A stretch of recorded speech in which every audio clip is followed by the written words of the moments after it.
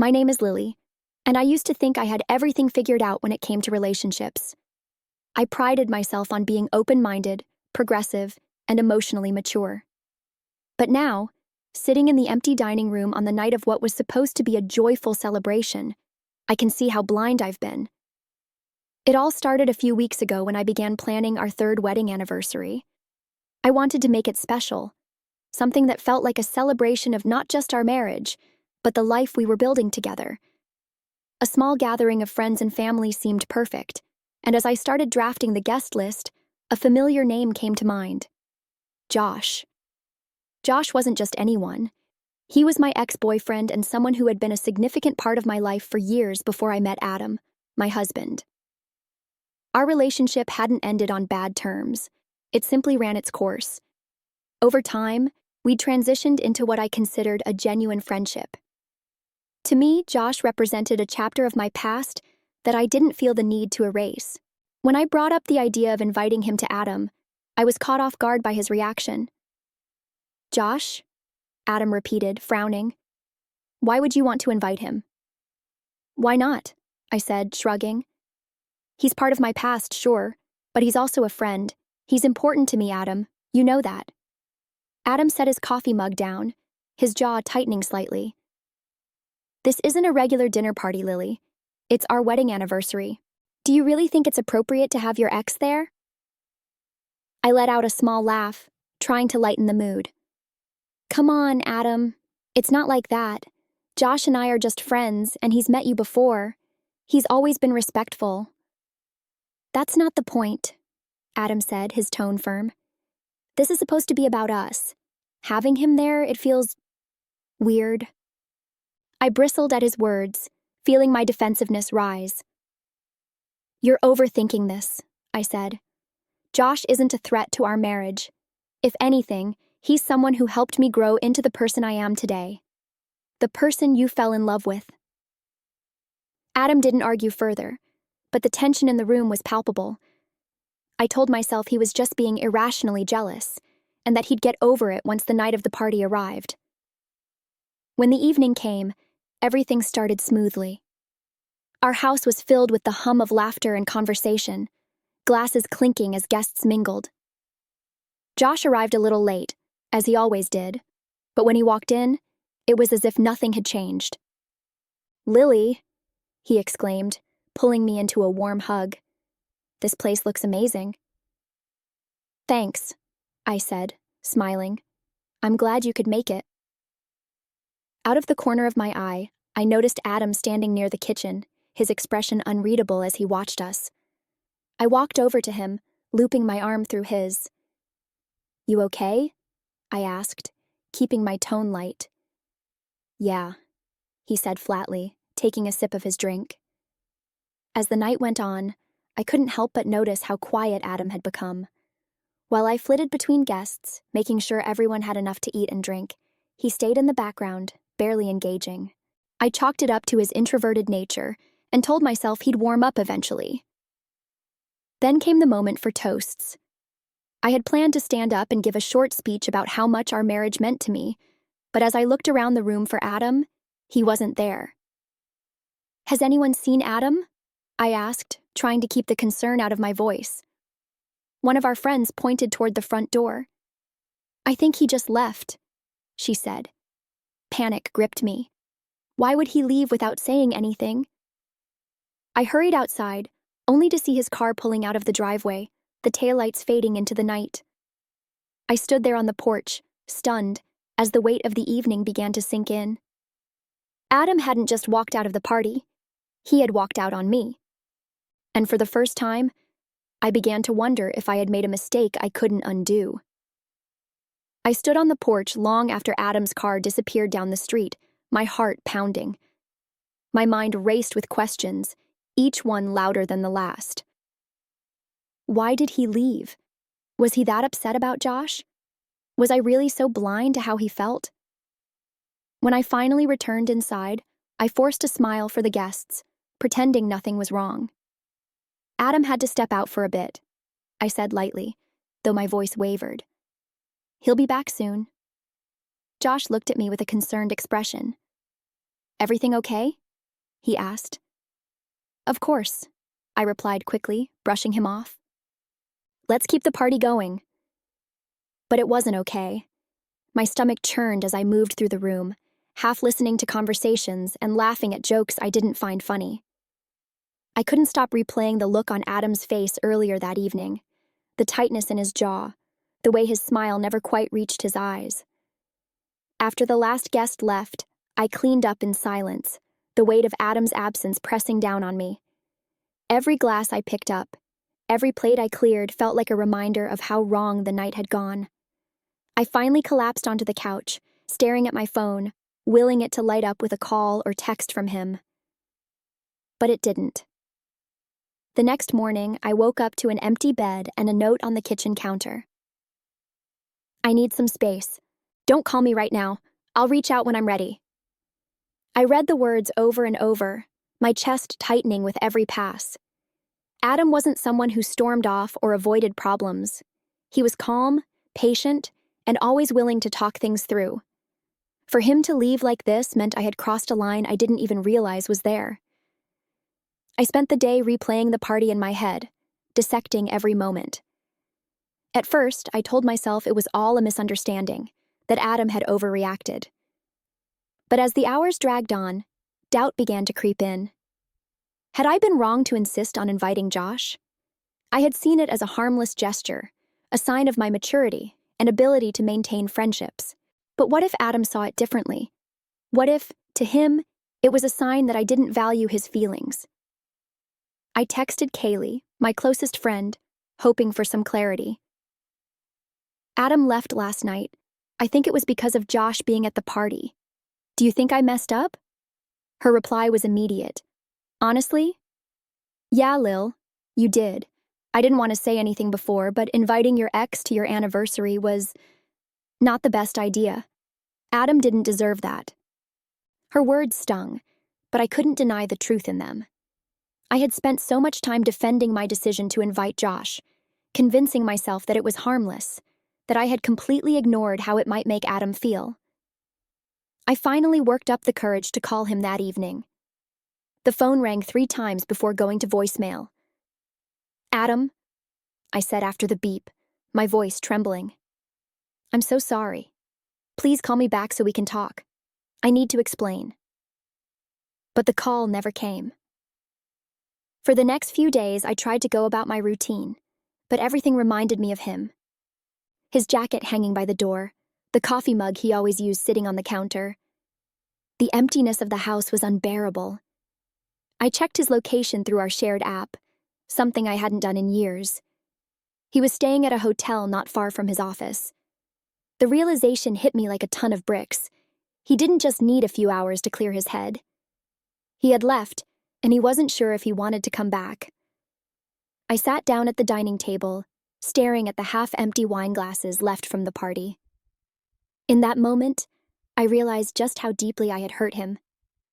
Adam had always been there for me, steady and loyal, while I had taken his love for granted. By prioritizing my past over our present, I had made him feel invisible on a night that was supposed to be about us. And now, I wasn't sure if I could fix it. 3 days after Adam left, the silence was unbearable. I had called, texted, even sent an email, anything to reach him, but he didn't respond. The longer I waited, the more the fear of losing him settled into my chest. I had made a mistake, and if I didn't fix it soon, it might be too late. That evening, I decided to go to the hotel where he was staying. It was a bold move, but I couldn't let things fester any longer. I needed him to see that I understood the depth of my mistake. When I arrived, my palms were slick with sweat, and my heart raced as I approached the front desk. Adam Carter, I said, my voice trembling. What room is he in? The receptionist hesitated, eyeing me warily. I'm sorry, but I can't give out that information. Please, I whispered, desperation lacing my tone. He's my husband. She softened at that, then said, I'll call his room and let him know you're here. Moments later, Adam appeared in the lobby. He was wearing the same shirt he'd left in, but he looked different, tired, distant. His expression was unreadable as he approached me. "Lily," he said, his tone flat. "Hi," I managed, forcing a nervous smile. I thought we could talk." He sighed, glancing around the lobby. "There's nothing to talk about." "Please," I said, my voice breaking. "Just hear me out. I know I messed up, Adam. I just need a chance to explain." He hesitated, then motioned toward a pair of chairs in the corner. We sat down, and I struggled to find the right words. "I've been thinking a lot about what happened," I began. "And I see now that I hurt you. I was so focused on what I thought was the right thing to do, on proving how mature I was, that I didn't stop to think about how it would make you feel." Adam leaned back in his chair, his arms crossed. "Do you even know why it hurt me, Lily? Or are you just trying to make yourself feel better?" His words stung, but I nodded. "I know. It was supposed to be about us, our love, our marriage. And instead, I made you feel like you weren't enough. Like I was more interested in my past than our future. I see that now, and I'm so sorry." He looked away, his jaw tightening. "You've always talked about Josh like he was some great influence on your life," he said quietly. "And maybe he was. But do you know what it's like to constantly feel like you're competing with someone who doesn't even belong in your life anymore?" Tears welled up in my eyes. "Adam, you're not competing with anyone. I love you. You're my husband, my partner. I just didn't realize how much holding on to my past was hurting you, and us." He shook his head, his voice raw. "It wasn't just the party, Lily. It's everything. The little comments, the way you light up when you talk about him, the fact that you've always kept him in your life. It's like I've never been enough for you." "You are enough," I said, my voice trembling. "You've always been enough, Adam. I was too blind to see how my actions were making you feel. But I see it now. And I'll do whatever it takes to fix this." He ran a hand through his hair, his expression softening slightly. "I don't know if this is something we can fix, Lily," he said after a long pause. "You broke my trust. And without trust, what's left?" The weight of his words crushed me, but I refused to give up. "I know I have to earn your trust back," I said. "And I will. I'll stop talking to Josh. I'll cut him out of my life completely if that's what it takes. I just need you to give me a chance." Adam's gaze met mine, and for the first time in days, I saw a flicker of vulnerability. "I don't want promises, Lily," he said quietly. "I want to see change. Real change." "I'll show you," I said, tears streaming down my face. "I'll prove to you that you're the only one who matters to me." He didn't respond right away, but after a long silence, he nodded. "Okay," he said finally. "But this is the last chance, Lily. I can't go through this again." As I left the hotel that night, my heart ached with both relief and regret. I had been given one final chance to make things right, and I knew I couldn't afford to waste it. When I got home that night, the weight of Adam's words stayed with me. "This is the last chance."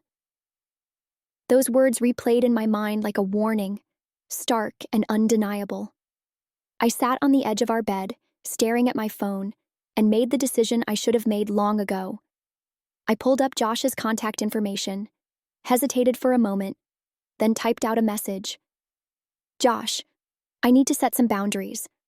While I've valued our friendship over the years, it's become clear to me that keeping this connection is hurting my marriage.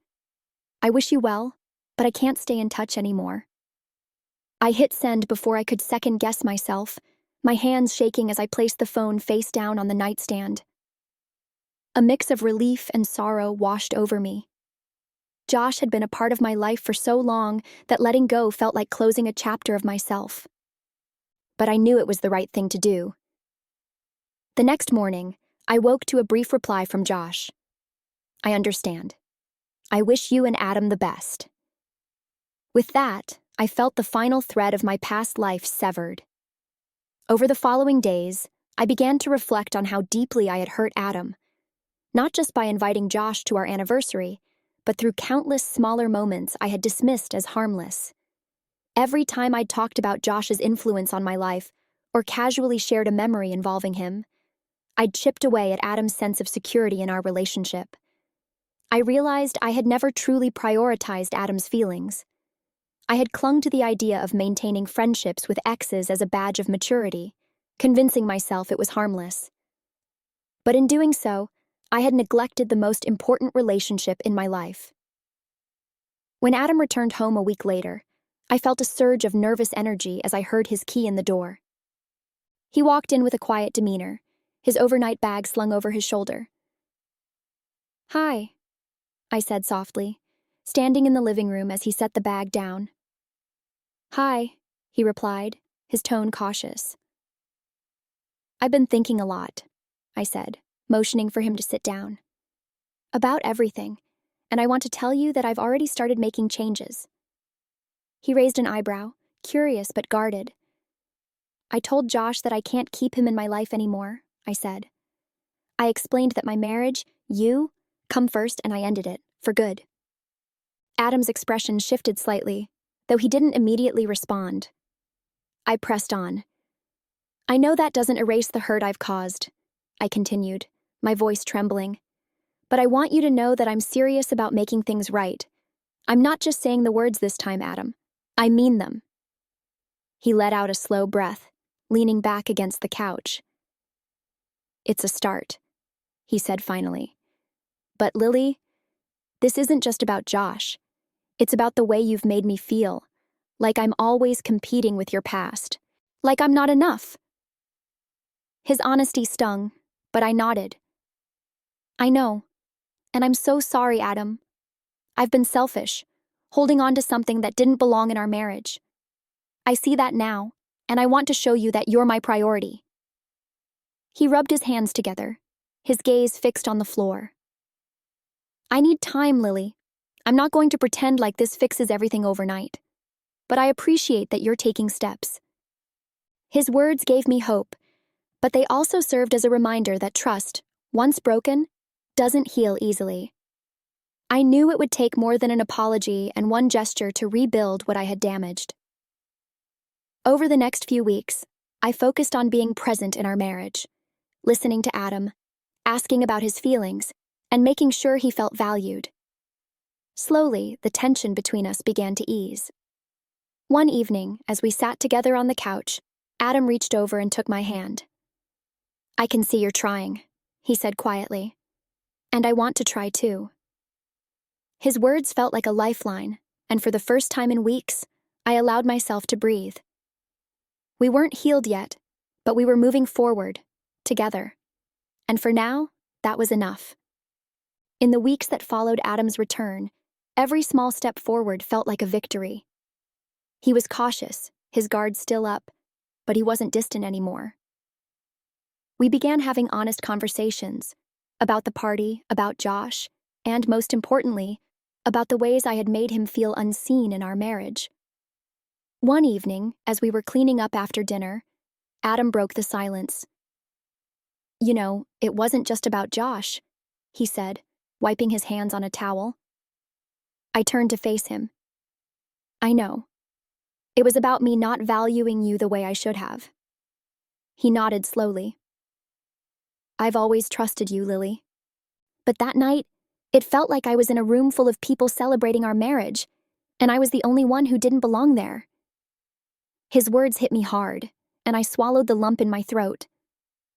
"I hate that I made you feel that way," I said, my voice trembling. "You do belong, Adam. You're everything to me." I was too focused on holding on to a part of my past to realize I was neglecting our present. Adam leaned against the counter, studying me. "You've been making changes," he said. "I see that. And it means a lot. But trust doesn't come back overnight." "I understand," I said softly. "And I'm willing to do the work, no matter how long it takes." That night, for the first time since the party, Adam held me as we fell asleep. His arms around me felt like both a comfort and a promise. a sign that while we weren't fully healed, we were heading in the right direction. In the weeks that followed, I worked hard to rebuild the trust I had broken. I stopped brushing off Adam's feelings or prioritizing my own ego. I let go of my need to prove I was mature enough to keep a friendship with Josh. Instead, I focused on being the partner Adam needed, a partner who truly saw and valued him. 1 month after the party, Adam surprised me with a small dinner for just the two of us. As we clinked glasses over a quiet toast, he said, "I think we're finally getting there." Tears welled up in my eyes as I smiled. "Thank you for not giving up on us," I whispered. "I never wanted to," he replied, reaching for my hand. "I just needed to know that you wouldn't either." In that moment, I realized how close I had come to losing everything, and how grateful I was for the second chance to make things right. Our marriage wasn't perfect, but it was stronger. And for the first time in a long time, I knew we were truly in this together.